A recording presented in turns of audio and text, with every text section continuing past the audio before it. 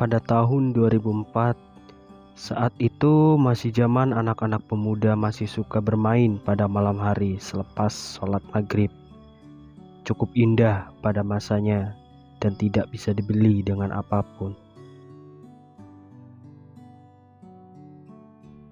Perkenalkan, nama saya Andi. Saya bersekolah di SD 6 Sukajadi, Pamarican. Saya duduk di bangku kelas 2 SD pada waktu itu. Dan sekolah itu pun semakin bagus seiring bertambahnya usia.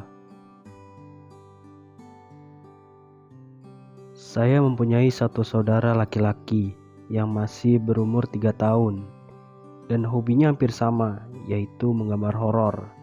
Hanya saja adikku selalu merasa takut ketika saya bercanda. Ayo, nanti tidunya bareng sama setan loh.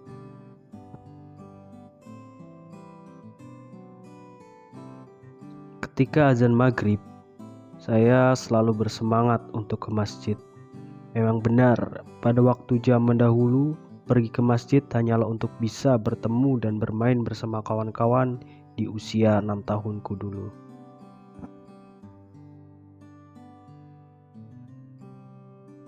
Jam sudah menunjukkan pukul 18.00. Sudah waktunya maghrib dan saya siap-siap untuk melaksanakan sholat maghrib di masjid. Lalu saya pun mengambil sarung di lemari. Tak lupa, rutinitas saya menjemput kawan-kawan untuk pergi ke masjid untuk melaksanakan sholat maghrib dan setelah itu kita pergi bermain.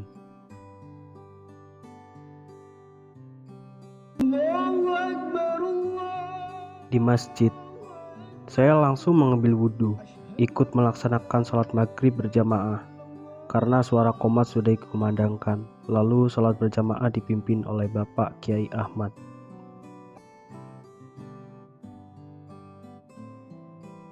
Setelah sholat selesai, seperti biasa, saya dan kawan-kawan langsung bergegas mencari tempat untuk bermain di malam hari.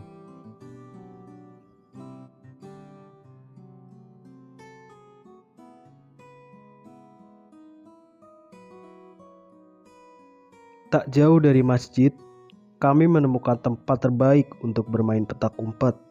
Kami bertiga langsung menentukan siapa yang harus jaga. Dan ternyata kawanku Yoga, dia jaga malam ini.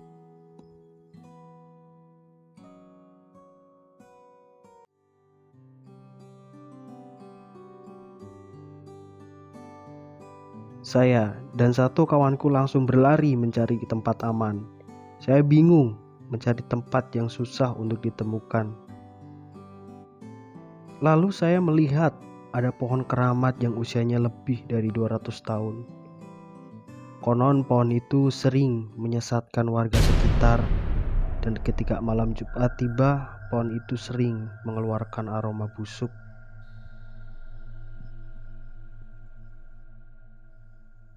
Di umur yang terbilang masih kecil, saya tidak paham akan hal-hal mistis.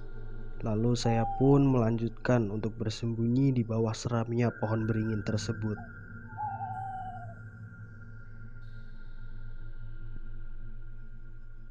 Saya baru sadar setelah 1 menit bersembunyi di balik pohon beringin tersebut.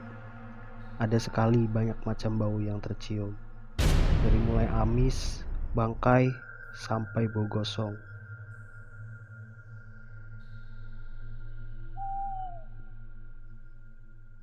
Saya mendengar ada suara orang menggeram di belakangku. Dan ketika saya menoleh ke belakang, ternyata pocong penunggu pohon beringin itu muncul dengan wajah yang begitu seram dan tertawa jahat kepada saya.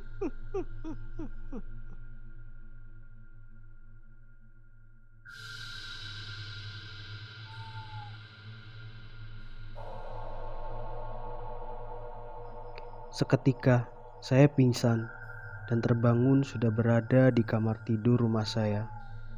Orang tua bertanya, "Kamu ngapain semalam ngilang? Tiba-tiba sudah tergeletak di bawah pohon keramat." "Tadi malam aku lihat pocong, Pak. Mukanya serem, banyak darahnya. Terus aku pingsan." Hehe. Lain kali gak usah main sehabis sholat di masjid. Langsung pulang.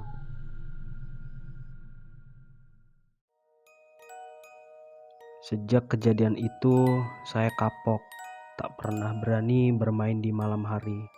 Dan saya lebih banyak menghabiskan waktu untuk belajar pelajaran sekolah sehabis pulang dari masjid.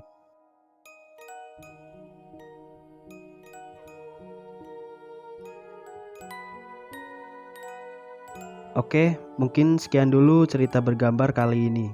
Jika ada kata-kata yang kurang enak didengar, mohon maaf yang sebesar-besarnya. Assalamualaikum.